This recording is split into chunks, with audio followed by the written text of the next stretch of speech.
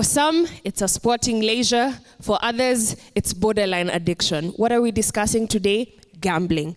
At the heart of this motion is everything betting and gambling. I'll move straight to read the motion, and the motion of dissection reads: the government's crackdown on betting sites to curb the gambling problem in Kenya will prove unsuccessful if financial literacy programs are not introduced to the youth at an early age. I'll repeat the motion again. The government's crackdown on betting sites to curb the gambling problem in Kenya will prove unsuccessful if financial literacy programs are not introduced to the youth at an early age. Proposing and opposing this motion is Nova Tatu girls versus Nova Tatu boys. All the best to both teams. Suppose you have a leak in the roof. Putting a bucket there will collect the water for some time being, but this is a short-term solution because the bucket will soon overflow with water and your house will be flooded. That's why I, as Eddie Francis, strongly propose the motion that the government crackdown on betting sites to curb gambling problems in Kenya will prove unsuccessful if financial literacy programs are not introduced to the youth at an early age. But first of all, let me define some of the key frameworks that we're going to be using in this debate. First and foremost, what is gambling? This is the act of participating in a game of chance.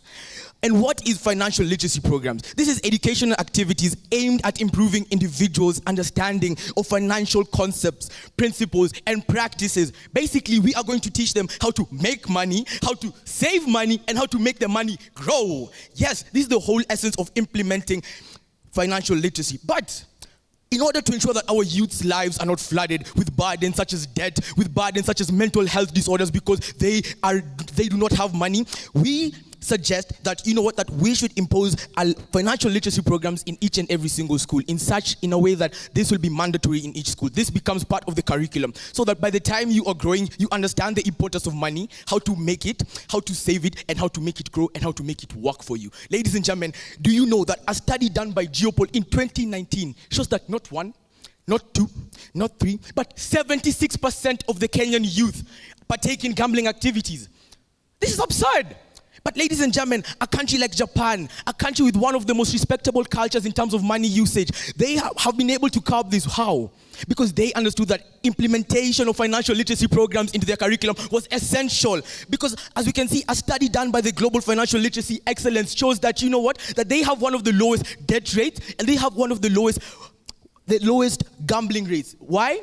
Because they were able to implement these financial literacy programs into their schools. Ladies and gentlemen, we need to understand that gambling is not just a problem. Gambling is a mental health disorder. Or as WHO would describe it, gambling is a disorder of behavioral addiction. This means, ladies and gentlemen, I will not just bet because I don't have money. I will bet because I am addicted to the feeling of dopamine, the rush that I get every time I win 1,000 bob, because every time I win 1,000 shillings and I invested only 10. Imagine that. So ladies and gentlemen, what you don't realize is that in the long run, you're going to actually lose more. Because you know what? A study done by FSD Kenya shows that 97% of gambling addicts, when they were showed their transactions and their transcripts on how much they're spending on gambling sites, they wish that they never partook in it. Because what they realize is that I might have invested only 10 shillings once and gotten 1,000 bob, but in the long run, I had invested 1,500. So I am going at a loss. Yes, they realize that, that the house always wins. And ladies and gentlemen, the only way that our youth, and we are going to be able to curb this problem, the only way that our youth are going to realize how big of a problem gambling is if we teach them how to grow their money, how to make the money, and how to make it work for them.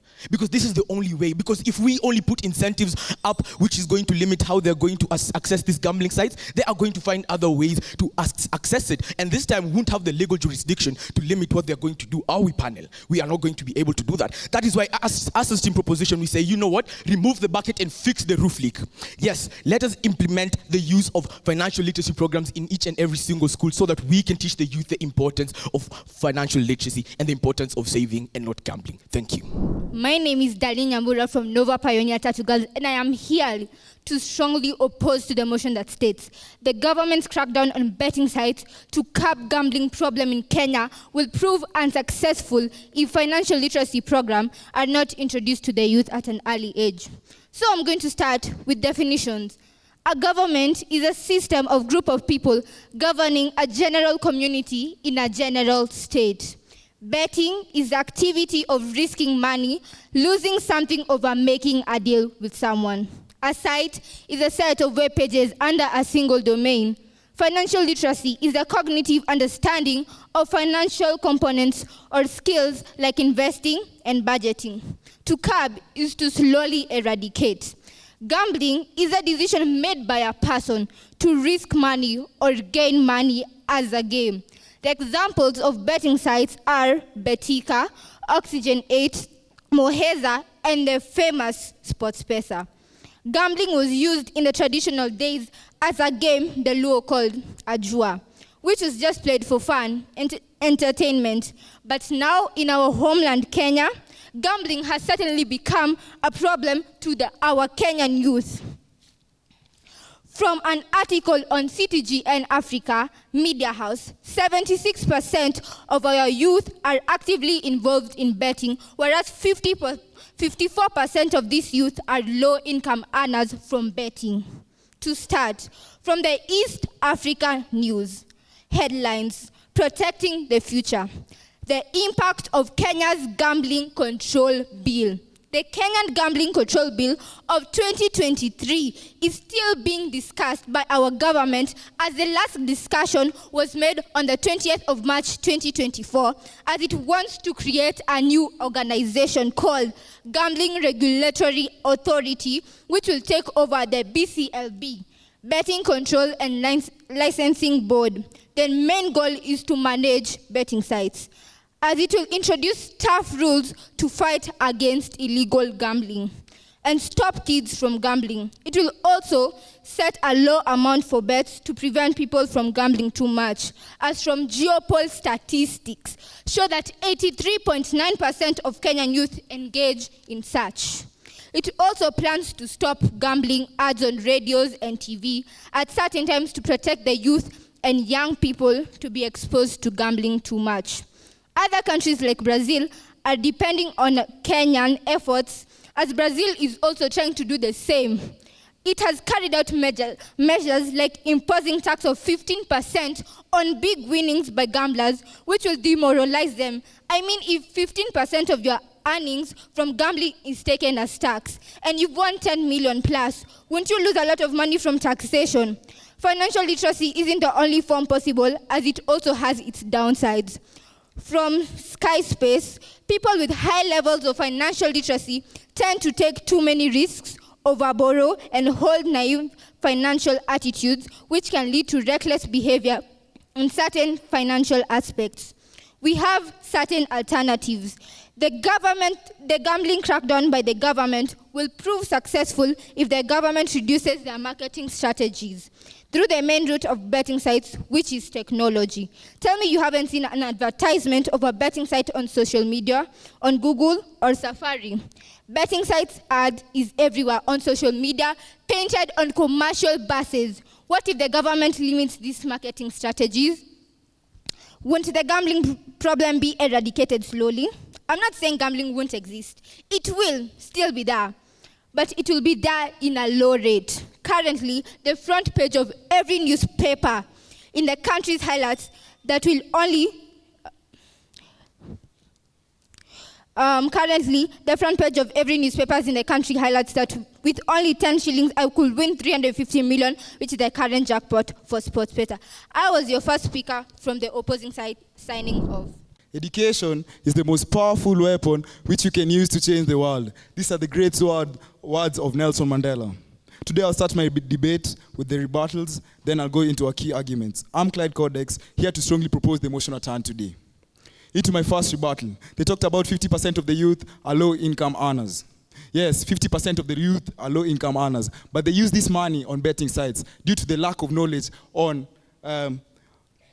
effective ways to use their money. They lack the financial literacy that they need to combat these problems. They also talked about 76% of the youth partake in gambling. Yes, this is a problem we have, panel. It's true. 76% of our youth partake in gambling because they were not exposed to the financial literacy that they need in order to evade such problems such as this. They also talked about people who are financially literate tend to take many risks. But as our first proposer came on stage and talked about, he gave you of the up part of how people who are financially literate are able to combat these problems. Team opposition forgot that these betting companies look for loopholes in the government, look for spaces which they can use offshore accounts to start these betting companies. The problem is not solved by stopping the advertisements. As our first proposer came on stage and talked about how these people in gambling are also addicted to this. We all know an addiction cannot be solved by only stopping certain things. Because these people who are addicted, they'll find more and more solutions to solve the problems. We as side proposition, we're trying to impose a curriculum where people are taught about financial literacy at an early age, as early as the primary level in the CBC programs. Into my first argument, financial literacy, empowering and informing decision making.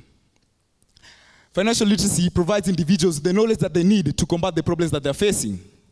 They're less likely to partake in the gambling since they know the risk that goes hand in hand with the gambling.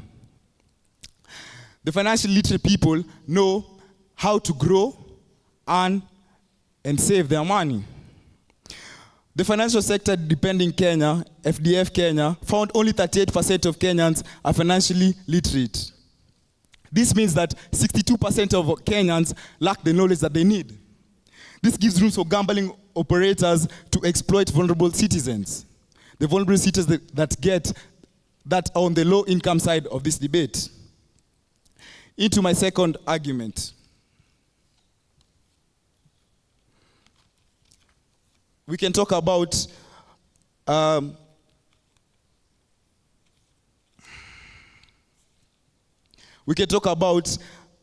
these financially literate people have earned their way in certain places, such as Canada. Canada has imposed duties such as the Canada Financial Fund by employing gambling and stopping the gambling acts, solving SDG number 11. We can also talk about how this act as a preservative measure. When you educate these people, you stop them from suffering the consequences that are ahead of them. These people have the knowledge. They know the downsides of betting and gambling. So we're solving the long-term problem by giving them the education they need. We're also solving SDG number 4, which is adequate education. When you give these people the education they need, they get a long-term solution. So investing in financial literacy today is an investment in a healthier, more financial, resilient society tomorrow. Thank you very much, panel, for your time. My name is Tiffany Mwangi from the Nova Tatu Girls, and I'm here to strongly oppose the motion that says that the government crackdown of betting sites will prove unsuccessful if financial literacy programs are not introduced to the youth at an early age. I would like to highlight a very key term in the motion, if. If gives us another alternative. If means that it's not a must for us to use the financial literacy programs. We need to be strategic on how we shall attack this gambling system, on how we shall attack these betting sites. So I would like to rebut one of the points that was mentioned by the second speaker from the proposing side, mentioning that we need to give our citizens knowledge.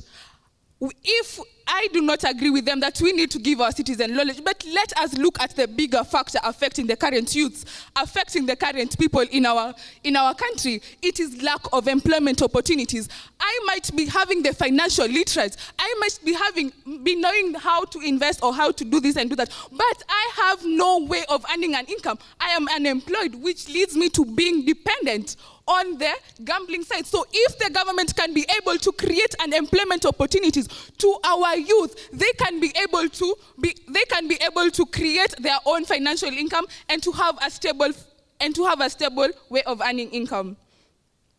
I would like to highlight, according to Financial Literate, Global Financial Literacy Survey states that, like most African countries, Kenya has an alarming low financial literate levels. So how do you mean to tell me that we shall curb this problem if we are already having a low financial literate level? No, we need to be strategic. We need to fight this vice as soon as possible. If I stay in a class just to learn about investments, just to learn how to save, that is wasting time. We need to curb this vice immediately. We need to curb this vice immediately. And how shall we do that? This shall be done through creating job opportunities by the government. Let us take a sector like agriculture. According to Job Outlook, states that there is a decline of 2% from the year 2019 to 2022, indicating that there is a need for labor, for agricultural sector. If we take these young youth who are unemployed to the agricultural sector, they shall be able to earn an income, and they will not be reliant on the betting sites. Because why are they reliant on the betting sites? They are reliant because they're lacking an employment opportunity. They are lacking a chance to serve our country. And if we are able to create an employment opportunity for them, they are serving our country and they will earn a stable financial income. The gambling crackdown by the government will also prove successful if the government limits marketing strategies. Currently in our country, all of us can see that majority of the commercial buses, I mean the Embasava circles, the forward circles, you can clearly see Betika on the sides, on the buses. This is creating a huge market demand. But the government can be strategic on how they approach this problem rather than just a financial literacy. They can be able to limit the market strategies. They can be able to limit the market strategy. Also by them eradicating social media advertising. Betting sites are mainly mushroomed through the social media. If the government is strategic enough to attack these betting sites through the roots, of which the roots are the social media platforms, we can be able to curb this problem. But by just attacking it through the financial literate, it's just attacking the vice through the stem. But we need to be strategic. We need to move fast, and this is how we shall be able to curb the gambling system in Kenya. I was the second speaker, Tiffany Mwangi from Nova Tatu Girls. Thank you. Is it enough to simply address the symptoms of gambling addiction, or should we focus on preventing it altogether? Let that question sink in. Today I stand as the final speaker of the winning side of this debate today to crystallize the debate and show you why we win this debate. Now, their side might have thought they ate, but I'm here to tell you they left some crumbs. First, 3 clashes in this debate. We see the clash of effectiveness of financial literacy versus the effectiveness of unemployment. Now, they came in and said that if we pose things such as tough sanctions, things such as limiting the marketing and very tough regulations, we will solve the problem by limiting the supply. But one thing they've done is they've only addressed the supply. But what about the demand side? Because demand is what creates supply. You see that even if you limit these gambling companies, even if you ban them, like the case we saw in 2019 where SportPesa was banned, what happens? Other gambling companies come in to fill the void. And again, you can't ban gambling as a whole in Kenya. It is not illegal. We came here and told you about the ineffectiveness of crackdown alone, which was said by my second speaker. We see that these betting companies are adaptable. They find legal loopholes to again exploit these people. We see that even gambling activities, even if you ban them, they'll still persist. Because again, in the case of SportPesa, which was banned, what happened? We got Betika, we got Aviator, we got all these new betting sites. So the gambling activity is still maintained even after the crackdown. And we saw that even if you ban it in Kenya, it's not banned in all these other countries outside the world. We see that they can still have offshore accounts and they can still maintain their platforms online, which is again one of the most common platforms where gambling occurs. And again, they made a mischaracterization of the main problem here. What is the main thing facing the gambling problem? The demand, it's gambling addiction. Because even if you ban these companies, the gambling addiction will still be the underlying issue. These people go seek gambling from gambling, they'll go seek to achieve this urge outside the legal framework, which is even leading them to more exploitation. These people outside the eye of the government will even have a situation where they're selling their own lives. Why? Because the government is not even able to regulate this because it is illegal. But our side, we come here and tell you that by giving them financial literacy, what happens? One, it's like a vaccine. We tell you that you're not even, the law of gambling, the law of quick gains does not even become a problem. Because from an early age, you know that for me to make money, I have to work. Why? Because from an early age, you know that money does not just grow on trees. Money has to be invested, money has to be grown, and money has to be reaped.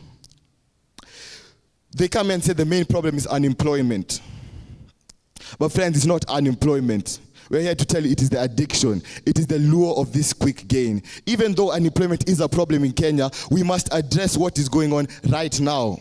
They address the immediate impact. Unemployment might be a problem, but these people still need financial literacy. Because even those who are employed still engage in gambling. And the problem is not gambling, the problem is The problem is the gambling addiction. Financial literacy programs empower these people through education. They teach them how to invest their money. They teach them how to realize the risks of gambling, and they teach them again how to evade and not even find themselves in the situation where they are gambling. Regardless of the supply, if demand is solved, we will not have a problem in Kenya today. Thank you. I would like to start us off by rebattling the points that the third speaker has said. The first one being the main problem is addiction. Yes, we do agree. When you're gambling, you tend to get addicted. Actually, 1 out of 5 gambling people are in the Gamblers Anonymous Association. What does this mean? That these people are so into gambling that they have gone to other methods to seek rehabilitation. Yes, we do agree. You are saying at an early age,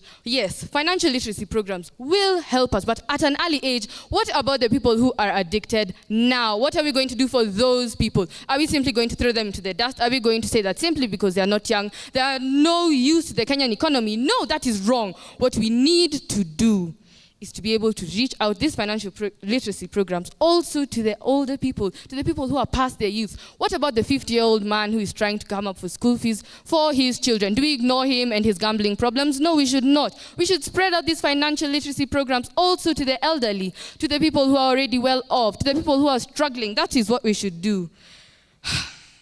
Now let me move on to my points. Do you understand that gambling is a bit dangerous? Yes, my first and second speaker, and actually the opposing team has also said that. Do you understand what goes on behind the curtains? All of us are Kenyan here. I would like to assume all of us are Kenyan citizens. So we understand that corruption is one of the main problems that we go through. That is a criminal activity. What other criminal activities go on in Kenya? We need to stop acting like corruption is the only one. One of them is money laundering. These activities tend to go on behind the stages. What is this? This is increasing criminal activities. If me, you, and you are all in gambling, this gives the gambling sites, the betting sites, opportunities to be able to hide, to launder their money. Next.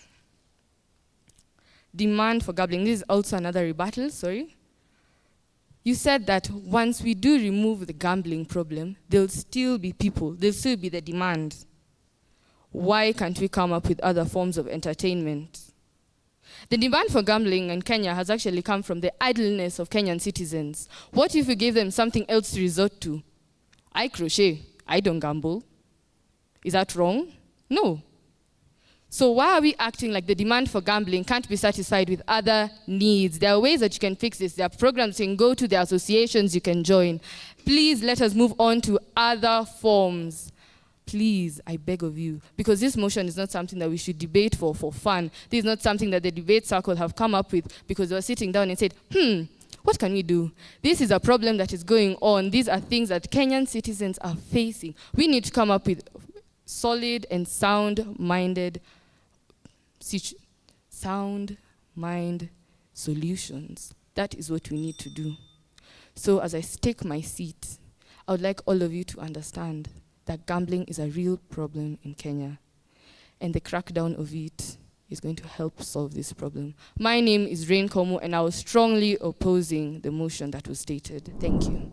We cannot cure a problem by the same level of thinking that we had while creating it. Ladies and gentlemen, I cannot reiterate the fact that gambling addiction is a mental health disorder as stated by the WHO. Ladies and gentlemen, these people, the only reason why gambling or these gambling sites have such a large market is because of the demand for it. So the youth need to be taught. The youth need to be taught why gambling is wrong. They need to be taught that, you know what, I can get this dopamine spike not from gambling, but also from seeing my goals set, seeing myself save and actually buy something using my own money. Ladies and gentlemen, even if we put incentives down, even if we put parameters so that the youth will not access these sites or even these gambling activities, ladies and gentlemen, we have to understand that I am addicted. What does this mean? I will find other ways to satisfy my need. I will find other ways to get this dopamine strike. If it means I will go to my neighbor and bet my life away, I will do that. Why?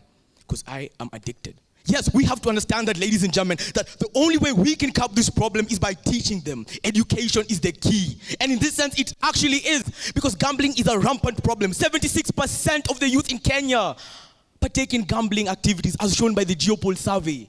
So ladies and gentlemen, we cannot continue thinking the same way we have been thinking the whole past. We will not solve the problem. We need to change our perspective. We need to turn to financial literacy. Thank you very much. I would like to highlight to the proposing team stating that gambling is an addiction. Yes, I do not deny that gambling is an addiction, but let's say if I still have this financial literacy program and I was addicted, doesn't this mean that I will be able to return back to the old ways? Addiction is caused by idleness. An idle mind is the devil's workshop. And what is the devil that we're trying to curb? It is the betting sites. It is the gambling. But if we are able to create more employment opportunities to the young citizens, we are able to curb this addiction, since there will be more conversant, they will be more busy to the fact that they see gambling as a leisure. According to Las Vegas, 2.8 billion, according to Job Outlook, states that Las Vegas earns 2.8 billion through gambling. Do you mean to tell me that these millionaires who go to the casinos to just do gambling don't have the financial literacy? Yes, they do have the financial literacy, but they take it as more of a leisure time. Hence why I strongly oppose this motion. Thank you. And we'll move straight to the judges' results for both teams. The judges have awarded Nova Tatu boys with 66.4%. A round of applause, please, for Nova Tatu boys. And the judges have awarded Nova Tatu girls with 66.4%. And we have the first draw of the season. A round of applause, please, for both teams. And ladies and gentlemen, we have come to the end of this debate here at the Debate Circle. It's goodbye from us here. Remember to check our social media handles for more of this conversation. That is on LinkedIn, on Twitter, on Instagram, and as well as on YouTube at the Debate Circle. And from us, it's Kwaheri. I've been your host, Jenna Ching.